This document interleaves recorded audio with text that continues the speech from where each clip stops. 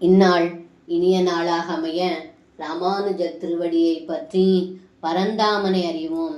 தினம் ஒரு நாராயணீயம். ததா வ்யதா சங்குல மானசானாம் பிரஜாங்கனானாம் கருணைக சிந்தோ ஜகத்ரயீ மோகன மோகனாத்மா த்வம் பிராதுராசீரயி மந்தஹாசி.